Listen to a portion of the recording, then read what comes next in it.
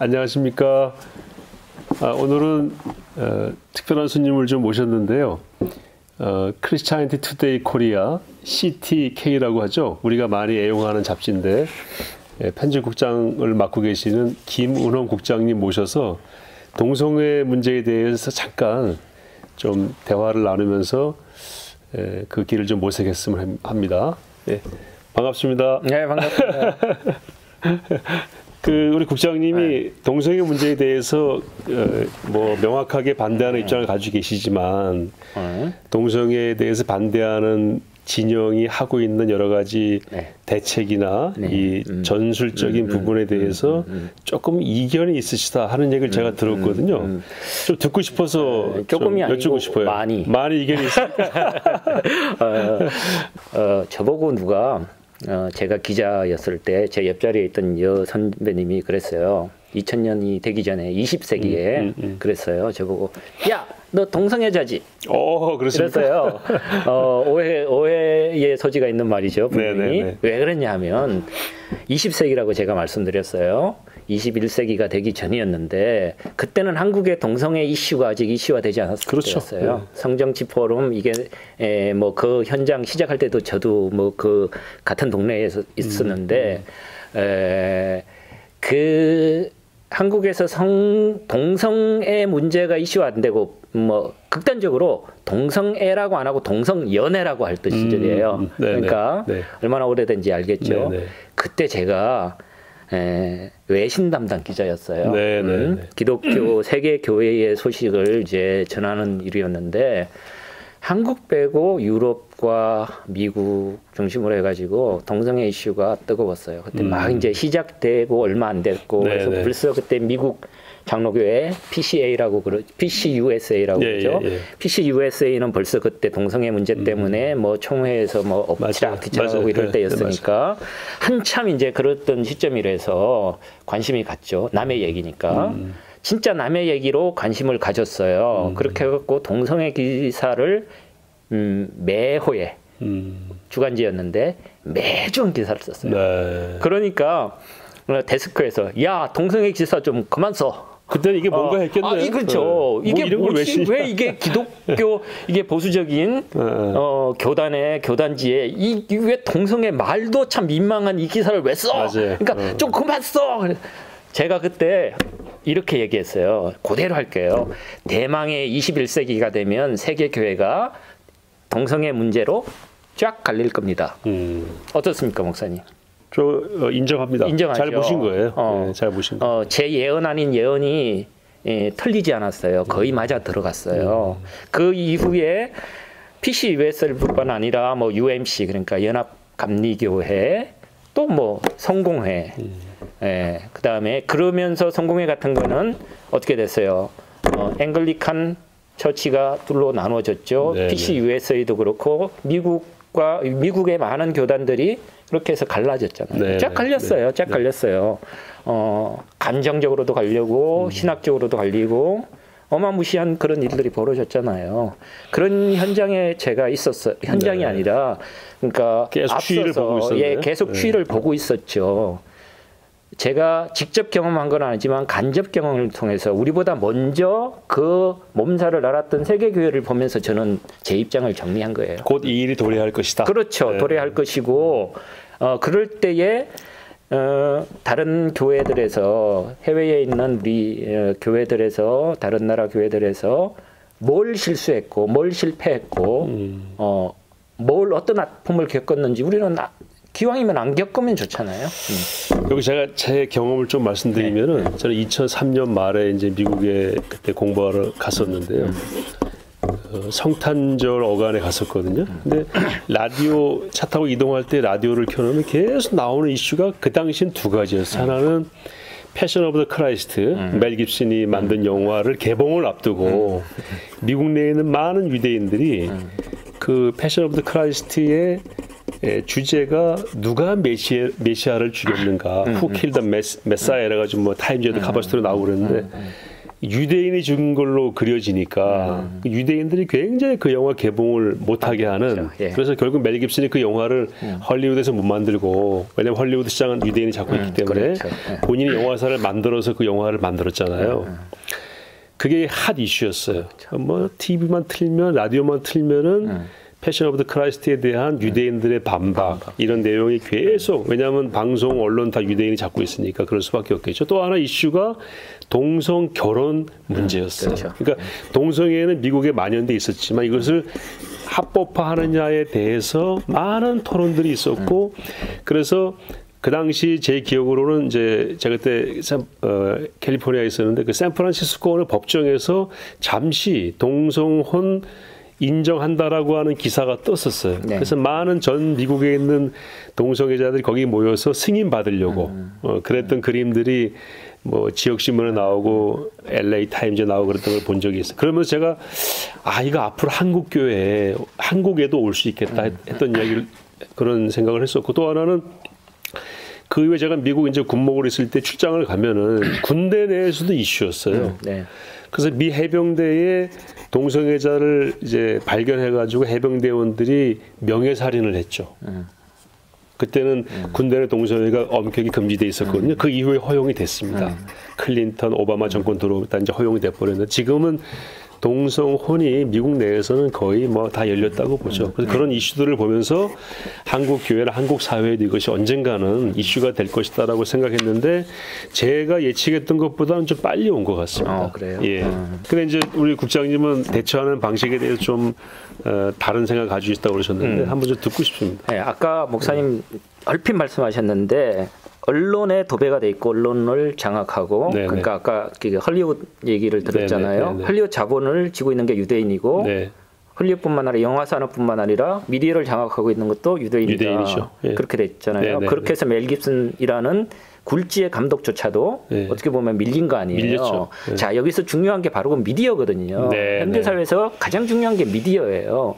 사람들이 미디어를 통해 가지고 알게 모르게 영향을 받게 되는 거죠. 이제 그게 아주 핵심인데, 자, 지금 그 미디어에서, 한국에서 지금 미디어에서 퀴어 축제를 현장을 취재할 때 어떤 식으로 취재하고 어떻게 기사가 나던가요? 사진은 어떤 식으로 배치가 되고요? 아주 굉장히 좀 선정적이면서 우호적으로 하는 느낌을 저는 가지고 있거든요. 그리고 이제 우리 기독교 단체가 가서 이게 반대하는 집회를 하잖아요. 그거를 같이 보여주는데 이쪽은 재미있고 그 다음에 좀 앞서가는 듯한 느낌이라면은 이쪽은 기독교는 오히려 뭔가 좀 이렇게 파괴적이고 좀 오히려 도발적인 모습으로 이렇게 그리는 것 같아요. 여기가 선이고 여기가 악이죠. 오히려 여기가 그런 선이고 여기가 아니면 여기가 굿이고 여기가 배드지. 여기 새로운 취미 활동. 네, 그렇죠. 여기는 아주 그 좀 구닥다리 같은 그런 모습 이렇게 표현이 되고 있지 않나. 자, 그게 저는 그게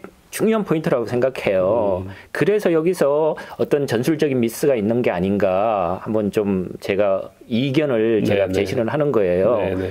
그런 그림이 안 나와야 된다는 얘기죠. 그렇죠. 미디어를 통해 가지고. 그런데 퀴어 축제 열리가 되면 가서 도와줘요. 미안합니다. 그런 그림이 나오도록.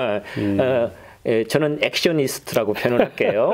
우리 크리스찬 우리 액셔니스트들께서 그 현장에서 도와주는 거예요.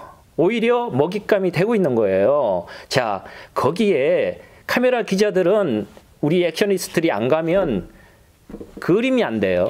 밋밋한 그림이 입체적으로 만들어준다. 기자들도 마찬가지예요. 매번 하는 한두 번 처음 기사라는 거 그래요. 첫 번째 쓸 때 제일 크죠. 매년 하는 행사는요 계속 내려가요. 이 단수도 내려가고 그렇죠. 지면 배치도 내려갈 수밖에 없어요. 근데 계속 헤드라인을 잡아주는 역할을 누가 해주는 거예요? 우리가 받쳐주니까. 받쳐주는 거예요.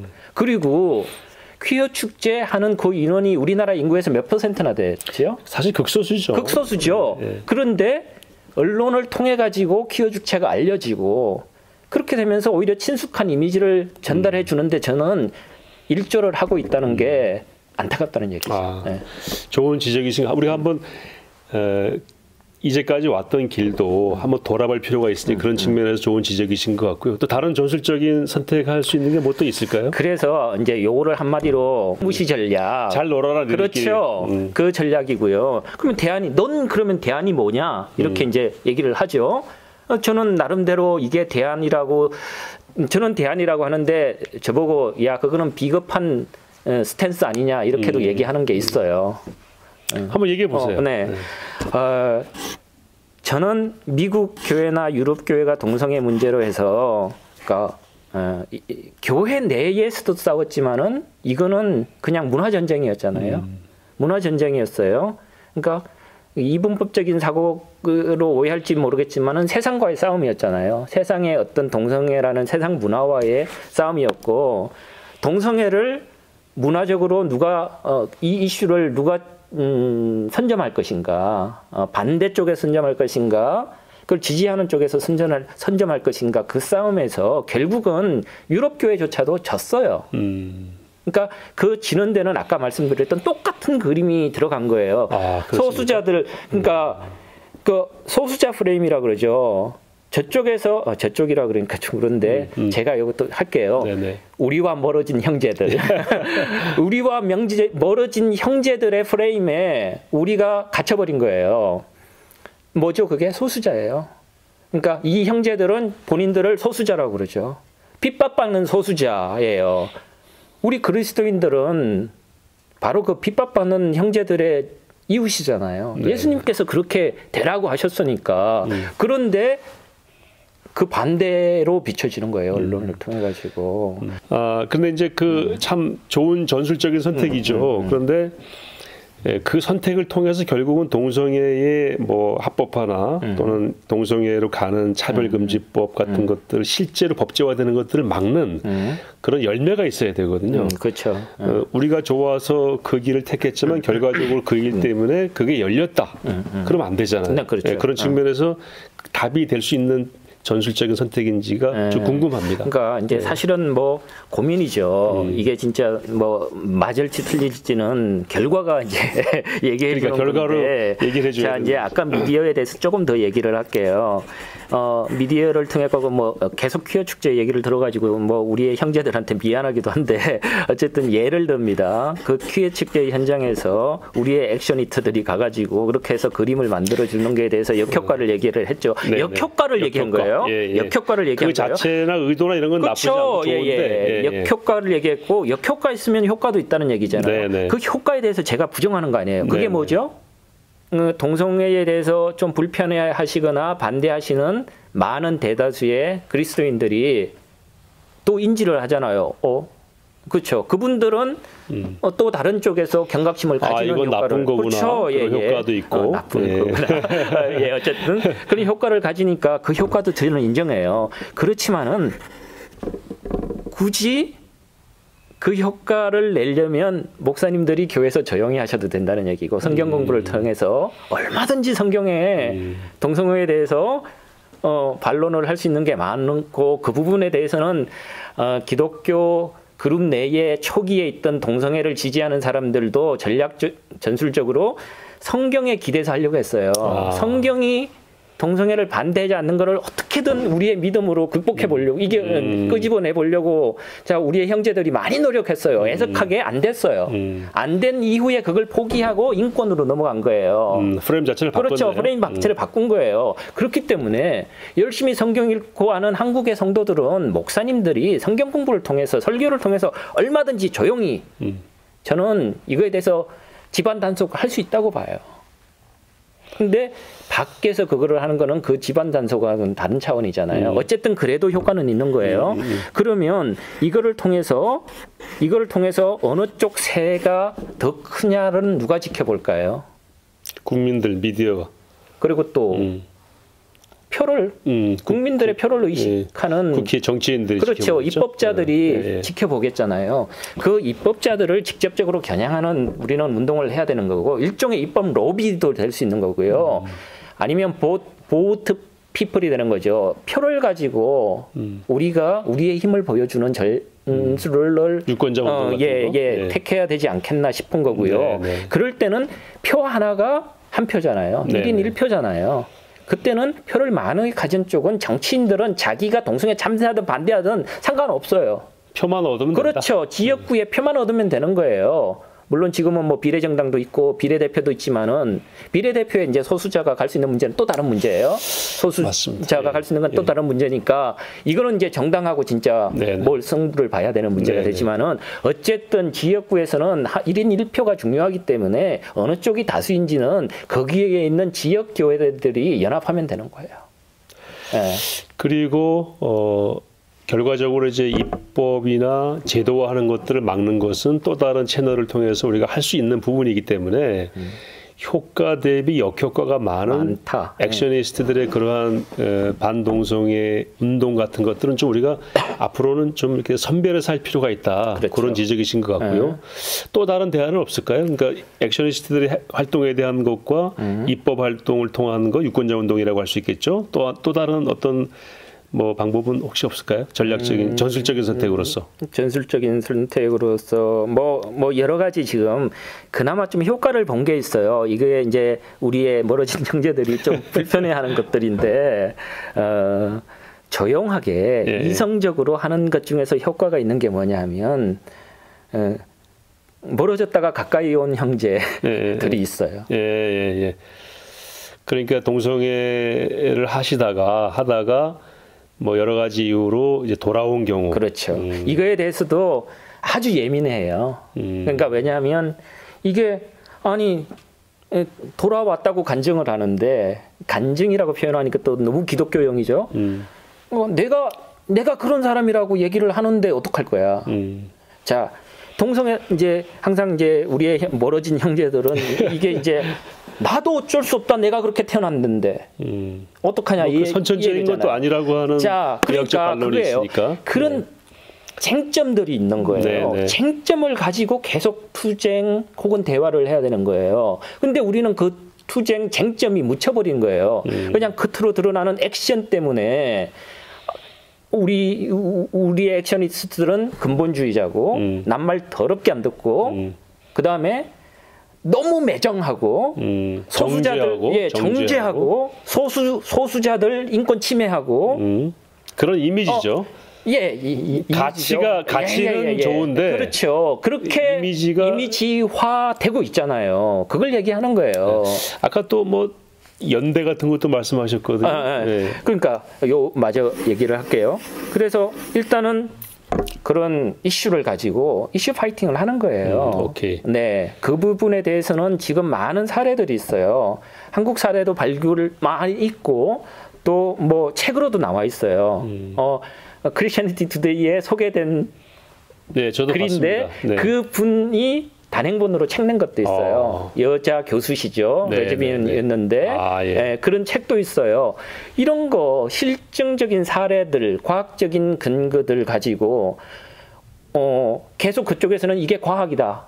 성정치이자 성과학이라고 얘기하는데 그 반대쪽의 사례들도 충분히 있어요. 반대쪽의 성정치, 반대쪽의 성과학도 있어요. 그러니까 그거에 대해서 충분히 토론을 하고 이성적으로 말발을 똑같이 세우는 거예요.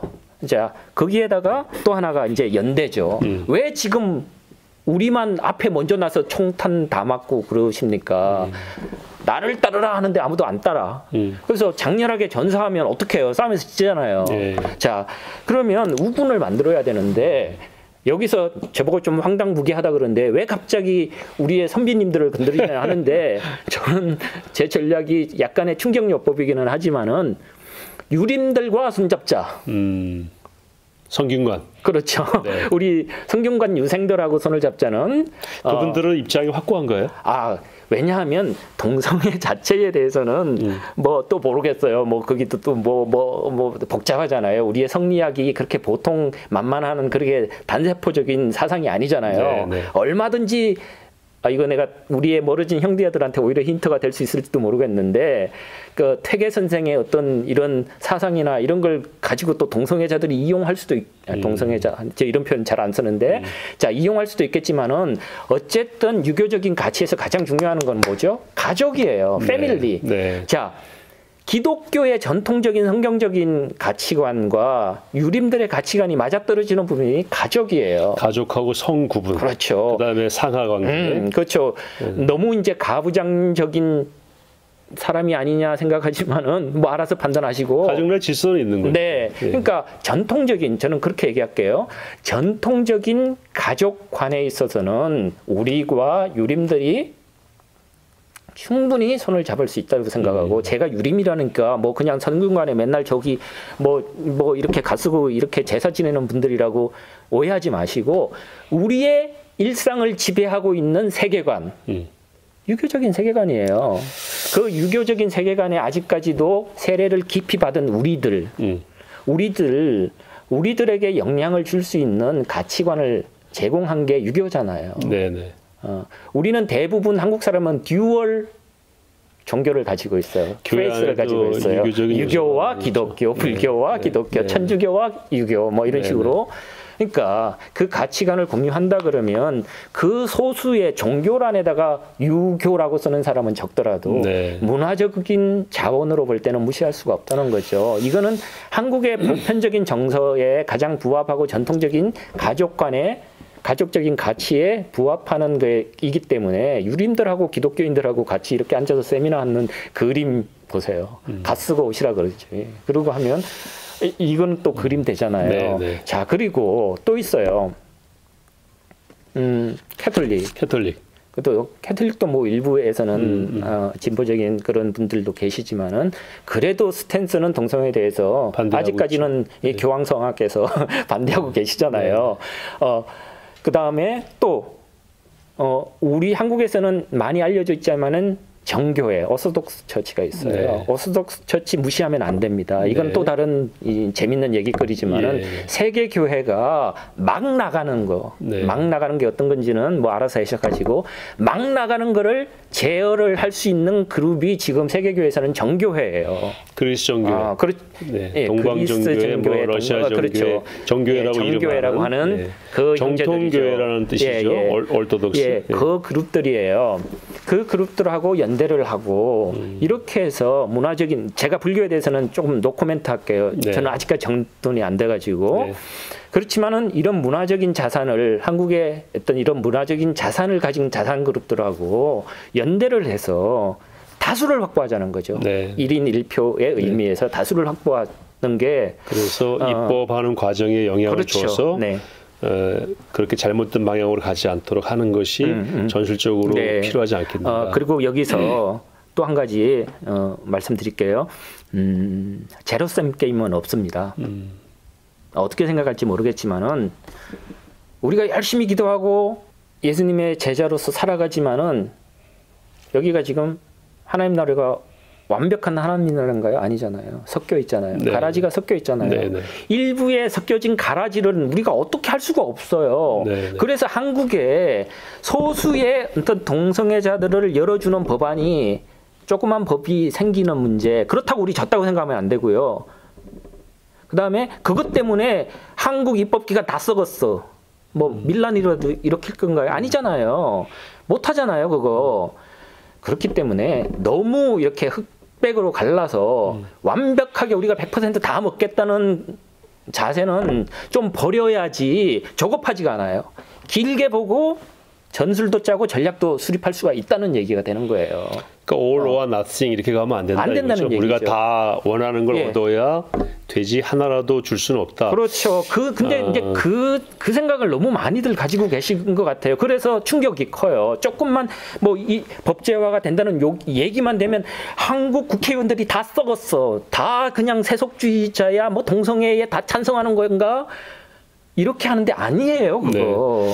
근데 지금 현재 뭐 제가 영상으로도 이제 말씀을 드리려고 하는데 국가인권위원회 법에 보니까 이미 성적 지향을 차별하면 안 되는 걸로 넣어놨더라고요. 이미 있어요. 여기에 이제 성적 지향뿐만 아니라 정체성까지를 포함해서 차별금지법을 만들려고 하는 거거든요.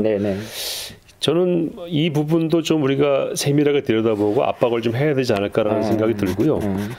그리고 이제 우리 국장님하고 저하고 의견이 다 같을 수는 없어요. 서로 다른 의견을 나누는 거니까 저는 진리에 관한 하는 마지막까지 마지막 정말 피 한 방울이라도 뿌려서라도 막아야 되는 거 아닌가. 막히든 안 막히든 그거는 이제 또 주님께 맡기는 거고 이 시대와 장소 가운데 사는 우리로서는 그걸 좀 해야 되지 않겠나. 이게 이제 소위 선진국이라고 하는 유럽이나 미국의 동성애로 인해서 망가진 사회에서 경험한 그리스도인들이 우리에게 주는 충고입니다. 제가 많은 얘기를 들었거든요. 유럽의 사람들한테도. 그래서 왜 처음부터 못 막았나 우리가? 그들은 그걸 몰랐다는 거죠. 하나씩 내주다 보니까 여기까지 왔다.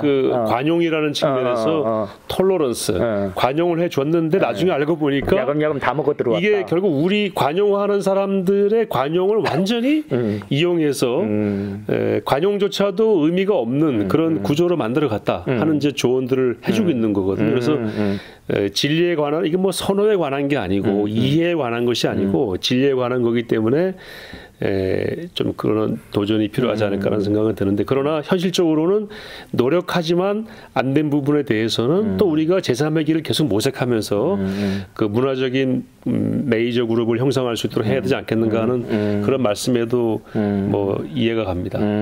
그러니까 이제 아까 뭐 얘기했던 거하고 어느 정도 뭐 맥락이 같은 것 같아요. 그러니까 저는 이제 가라지와 쭉정이 뭐 가라지와 이렇게 그거는 진짜 하나님 나라가 와야지 우리가 천사의 도움을 받아야만 해결할 수 있는 문제고 그렇기 때문에 저는 그 부분에 대해서 조급하지가 않아요. 그래서 지금 당장 눈앞에 있는 거에 대해서 일비하기보다는 긴 전략으로 가서 우리가 이 문제에 대해서는 메이저만 지켜도 된다고 생각하는 입장이고요. 저변을 확대하고 오히려 그래서 패밀리, 가족을 단속하고 우리가 가정을 단속하는 단속이라는 표현이 그렇지만 우리의 가족의 가치라는 걸 가족의 가치를 지켜내는 것들이 우선이 돼야 되지 않을까. 근데 이제 너무 표표적인 이슈에 매달리다 보니까 아까도 얘기했지만은 우리가 전략 뭐 이렇게 좀 말려 들어가는 오히려 판을 키워주고 볼륨을 키워주는 측면도 있다. 그래서 숫자로는 소수자지만은 목소리에 있어서는 벌써 메이저. 이제는 거의 메이저라고 저는 생각해요. 적어도 언론에서 기자들이 호의적으로 그쪽 기사를 쓴다는 것 점에서는 이제는 메이저라고 봐요. 이거는 추세적으로 계속 그렇게 돼 왔어요. 유럽도 그렇게 돼 왔고. 그러니까 언론을 어떻게 앞으로 할 것인가의 문제인데 이런 점에서 최소한 아까 역효과는 우리가 주지 말아야 된다는 얘기였고 아까도 얘기했지만은 우리 자체가 이슈를 계속 생산해내고 그러니까 우리의 이슈로 가져와야 된다는 거 저쪽의 이슈에 대해서 계속 디펜스만 하고 그거에 대해서 극렬한 반응만 보이고 행동주의로 바로 나아가고 이러면서 계속 말리는 것보다는 그러니까 우리가 이슈를 먼저 개발해내고 선점해는 하는 이런 좀 장기적인 계획이 있어야 되지 프로젝트가 있어야 되지 않겠나. 역성정치 프로젝트죠. 이런 게 있어야 되지 않을까 좀 그런 생각이 드는 거죠. 그다음에 아까 그 국가인권위원회나 어떤 차별금지법 같은 거에 대해서 동성애 문제 빼놓고 거기에서 반대하는 거 없잖아요. 자, 그러면 몇 가지가 명시되어 있는지 제가 자세는 모르지만 그게 10가지라고 치고요. 그 중에 하나가 동성애란 얘기예요. 이번에 분에 대해서 목사님은 이거 하나 내주면 다 내준다는 걸고 우리가 진다는 걸로 생각하지만은 저는 그렇지 않다는 점에서 목사님과 저하고 이제 차이가 있는 거고요. 그러니까 다른 것들을 우리가 이거 하나에 반대하기 때문에 일반 우리의 이웃들은 어떻게 생각해요? 기독교는 반인권적이고 차별을 조장하고 차별주의자라고 생각하잖아요. 이거 어떻게 해결할 거예요? 자, 여우가 있는데 여우가 가장 해피할 때는 언제인 것 같아요? 호랑이가 없을 때예요. 호랑이 부재 중일 때. 호가호위라 그러죠. 호랑이의 위세를 빌어서 여우가 뭐인 것처럼 구는 거를 말하잖아요. 호랑이의 위세를 빌어서 여우가 이렇게 호랑이인 듯 위세를 부리는 걸 말하죠. 자, 여기에서 한번 이미지를 생각해 보세요. 그러면 이놈의 여우들은 가장 해피할 때는 뭐죠? 호랑이가 없을 때예요. 혹은 호랑이가 없다고 막 퍼뜨려야지 자기들 다른 그 밑에 있는 것들이 자기한테 굴종할 거 아니에요. 그러면 그런 상황이 실제로 호랑이가 부재하게 되면 여우는 어떻게 돼요? 다리에 근육도 풀리고 아마 거의 무의도식하다가 그렇죠. 늙어 죽을 거예요. 조금 더 센 거한테 아니면 토끼한테 먹힐 수도 있어요. 그렇게 되면 바로 그거예요. 네네.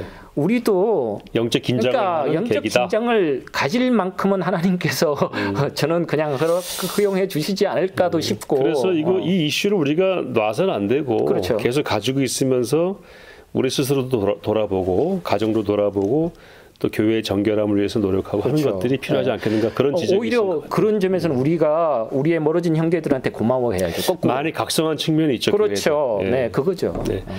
오늘 국장이 뭐 귀한 말씀 또 저하고 의견이 좀 다를 수 있지만 그러나 이런 의견들이 모아져서 정확한 대안들로 가면 좋겠다는 생각이 들어서 오늘 말씀 나눴는데 정리하면은 액션리스트들의 현장에서의 대응은 한번 돌아볼 필요가 있다. 뭐냐면 효과 대비 역효과가 클 수 있지 않을까 그런 말씀이시고 두 번째는 내부의 좋은 논리나 가정을 지키는 좋은 성경 말씀으로 교육을 하고 해서 실제적인 우리가 효과는 더 얻을 수 있지 않겠는가 하는 거고 또 하나는 이제 오히려 우리가 역성정치 이런 이론들을 개발해서 스스로 긴장하는 그런 그렇죠. 계기로 삼아야 되지 않겠는가 또 말씀하신 것이 아주 역발상적이긴 하지만 아주 효과적인 방법이라고 저도 생각이 되는데 유림들이나 타 종교, 캐톨릭이나 또는 정교회 같이 선명하게 이 부분에 반대하는 사람들하고는 어떤 면에서 같이 연대를 할 수 있지 그렇죠. 않겠는가. 네네네. 그렇게 해서 막아내고 그런 파이들이 커져서 정치인들에게 압력을 줘서 선한 의미에서 압력이죠. 그렇죠. 그건 유권자의 권리이기도 그렇죠. 하죠. 그렇게 하는 게 그렇게 해서 결국 법조화를 막거나 있는 법을 수정하거나 해서 우리가 믿고 있는 진리, 우리가 알고 있는 가정을 지키는 가장 좋은 방법으로 사회가 가는 데에 역할을 할 수 있지 않겠는가. 네. 그렇게 정리할 수 있을까요? 아유, 네, 그렇습니다. 네. 제가 그런 얘기를 했는지 모를 정도로 정리 잘 해주셨습니다. 그럼 어쨌든 오늘 뭐 귀한 시간 내주셔서 감사하고요. 네, 고맙습니다. 이렇게 의견들을 모아서 뭐 많은 분들이 또 잘 적용해서 결과적으로 좋은 주님의 나라가 지켜지는 그런 계기가 되었으면 좋겠습니다. 네, 국장님 감사합니다. 감사합니다. 네, 감사합니다. 네.